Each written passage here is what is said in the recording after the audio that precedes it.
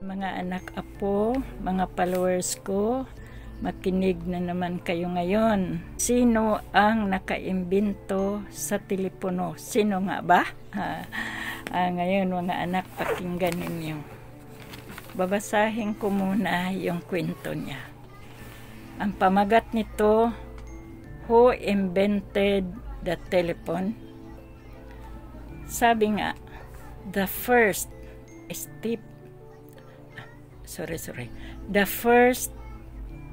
telephone call was made on March 10, 1876.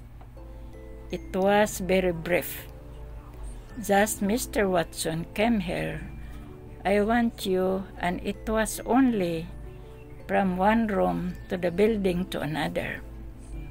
But from that first call has come to this worldwide system of telephone communications.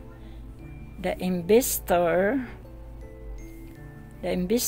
of the telephone was the Scot Alexander Graham Bell in 1848 up to 1922.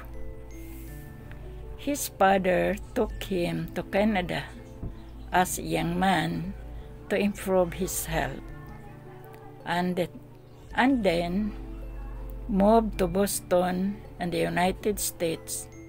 It was while he was investigating way of helping the deaf that he became involved in the trying to find a means at transmitting the human voice electrically.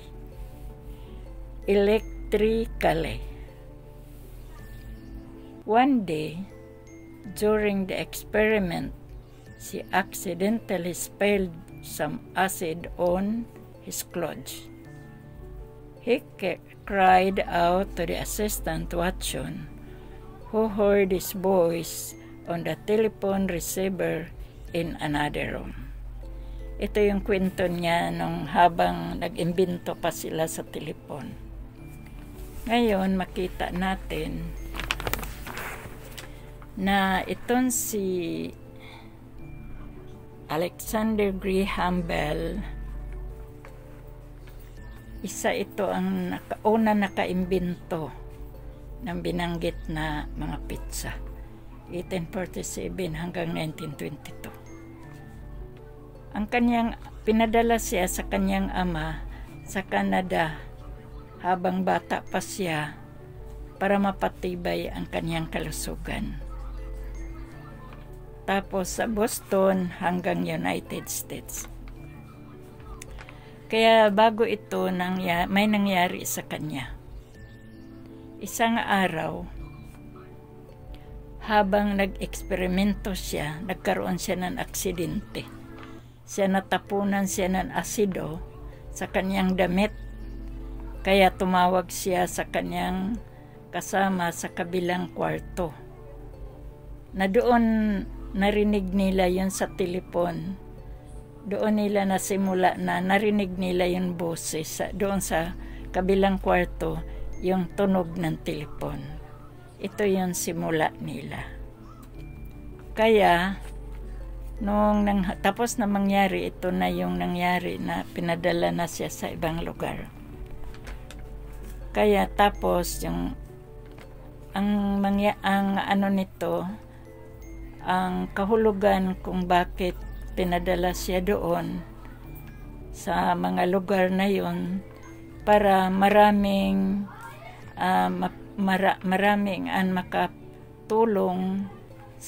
makatulong sila sa mga bingi sa Pilipinas.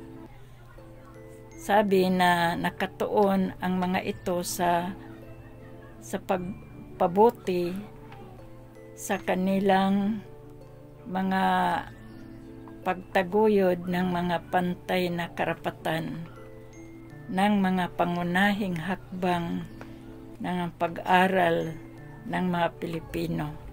Kaya siya lang nakita nila na sa Pilipino na may mga sign language. Sabi niya yung sign language daw, IPSL, na paging mas mabuti sa kultura ng mga bingi at paggamit sa mga sangkap ng teknolohiya at pamaraan sa pakipag-usap. Ito yung nila na para makatulong. Ito pala yung dahilan na nag-imbento sila ng itong mga telepono. Kaya makita natin na ito hanggang ngayon, hindi lang noong panahon, kundi hanggang ngayon napakinabang talaga ang mga telepon. Ngayon naman gadget na mga cellphone na yung gamit natin. Pero dati mga telepon talaga.